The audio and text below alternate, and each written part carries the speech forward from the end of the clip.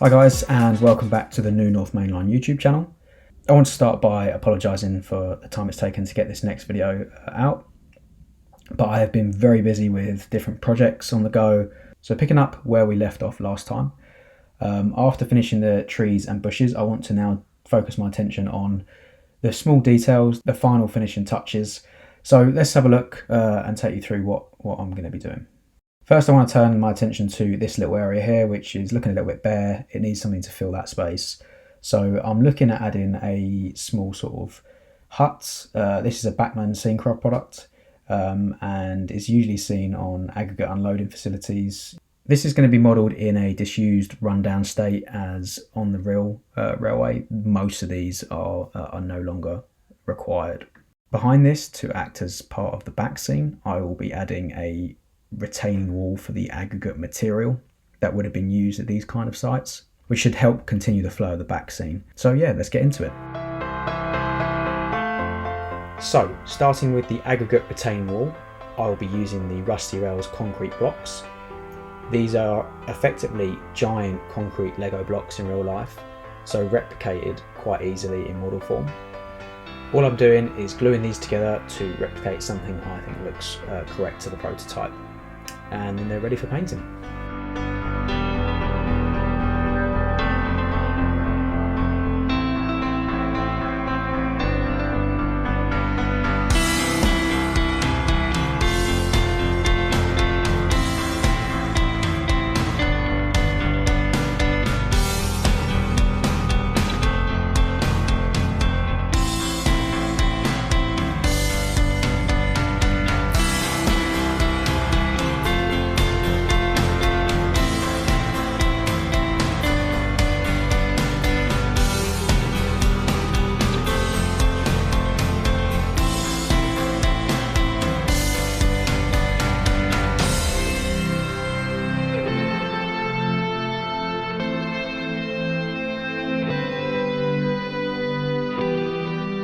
Next, I'm going to use some high coat grey primer and just cover this as a base layer.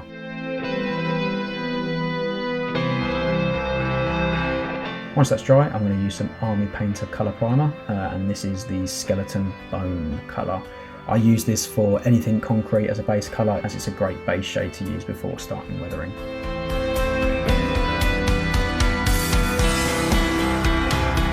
I then give it a coat of matte varnish to protect the previous coats of paint and give the next weathering layer a base to cling onto.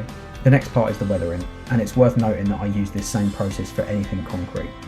I'll be using the MIG Ammo acrylic washes. This is the Africa Corpse colour.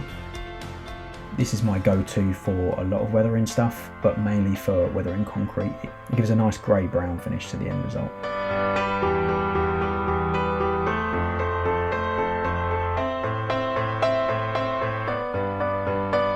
I usually cover all of what I'm painting. I usually start with the cracks and the crevices to make sure it gets right in, and then I just cover the whole thing.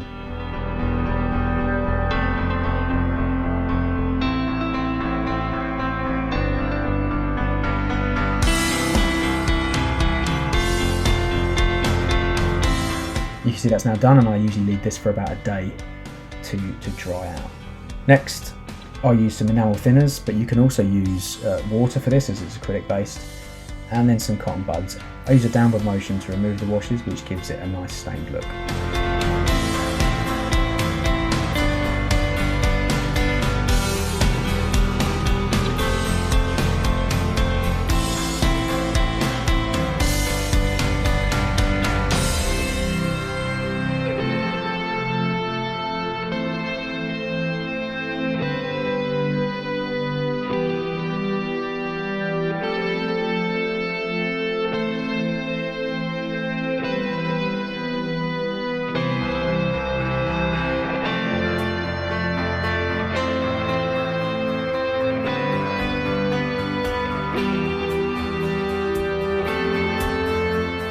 And that's now finished and ready for another coat of matte varnish.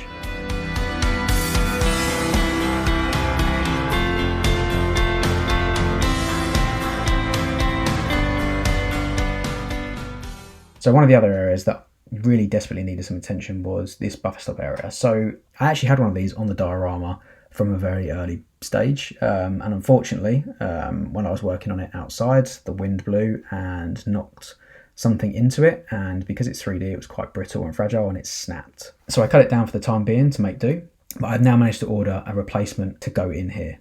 This is from Midland, Valenta, and they do some great buffers and other small bits for your layout, and it's something a little bit different from the standard Pico buffer as well.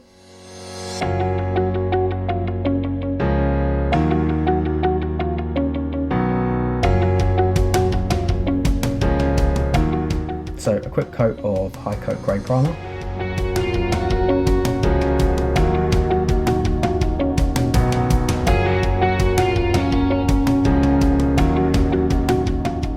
And I've chosen a rail match frame dirt colour for this.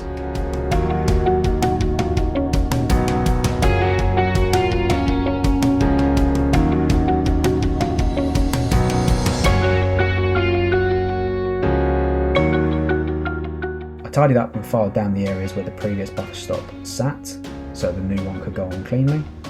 I then used some glue and I'm going to fit this into place.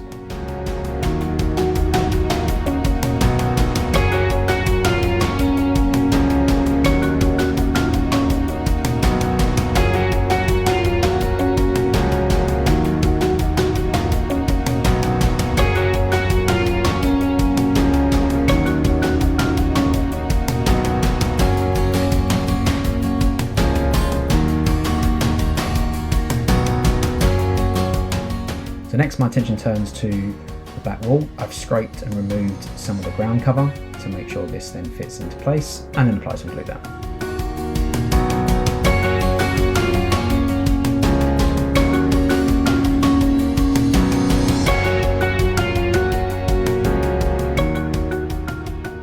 This is looking a lot better now, and it's time to turn my attention back to filling this small area with where the hut will go, and maybe adding this extra tree in. This is another 4D tree, and this is going to go in that little gap between the end of the wall and the last tree, just to fill that space out.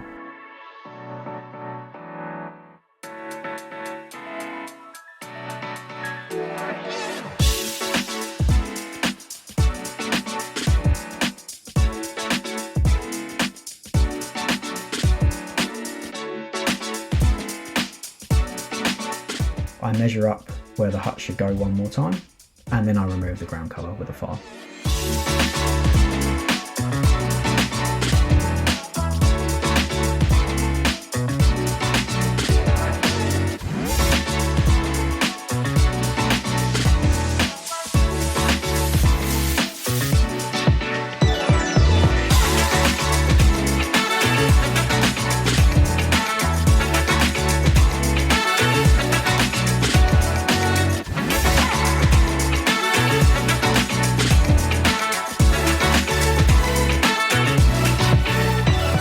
Starting with the hut, I'm going to spray it with some matte varnish. Normally I would mask the windows for this, but as it's going to be disused, I'm not going to bother with it this time.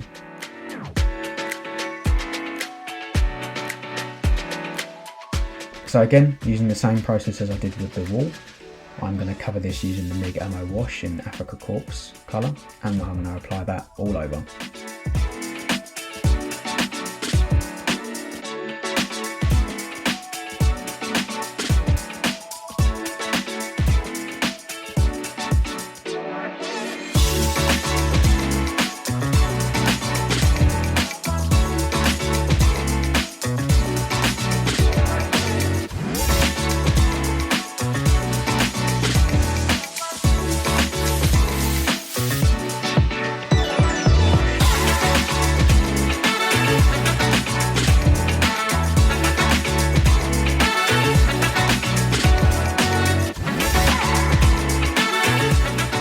Again, after leaving it for a day, I remove this using cotton buds dipped in enamel thinners in a downward motion where possible.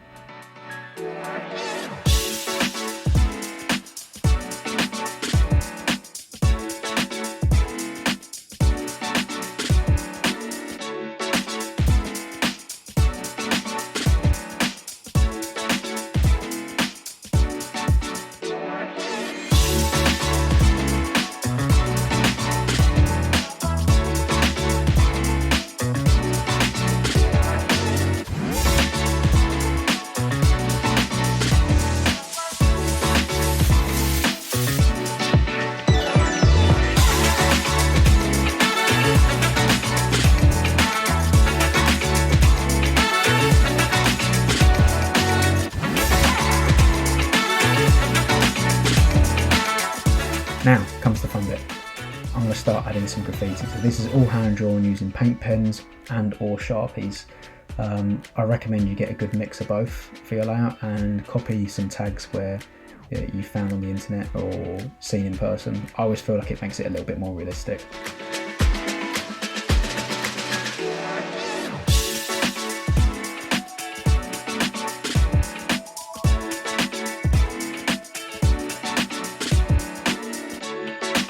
And finally, to seal this all in, another coat of matte varnish.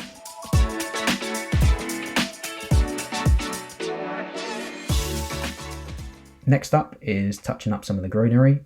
This is mainly to fill around the newly installed buffer stop, and I'll be touching up a few other areas that could do with some depth.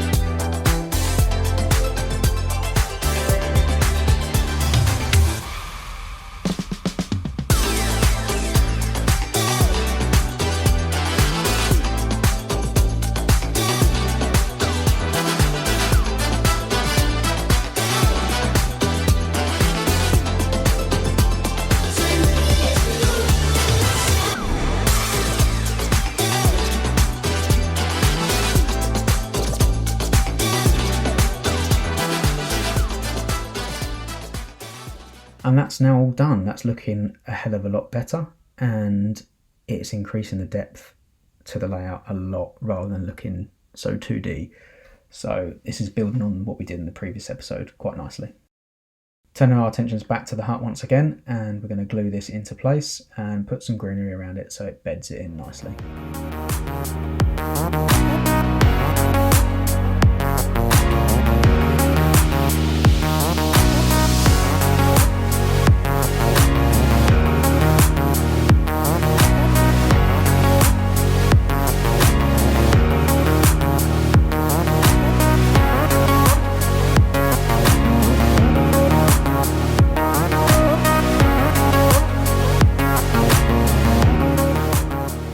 Finally, I'm going to add some litter, and hopefully this should bring the layout to life that little bit more.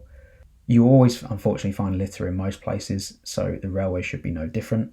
For this, I'll be using the Scale Model Scenery pack, and I'll be dipping it into a mix of 50-50 PVA and water.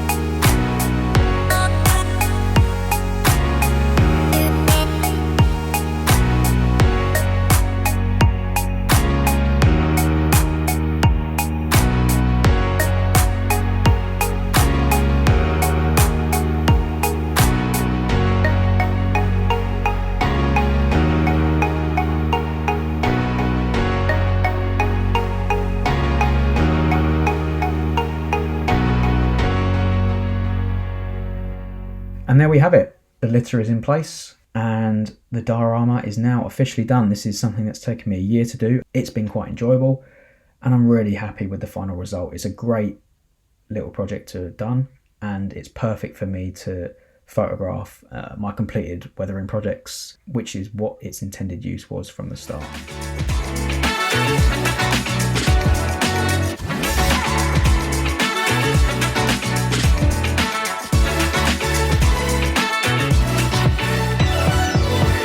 So yeah, there we have it. Would love to know what you guys think, so please do let me know in the comments below.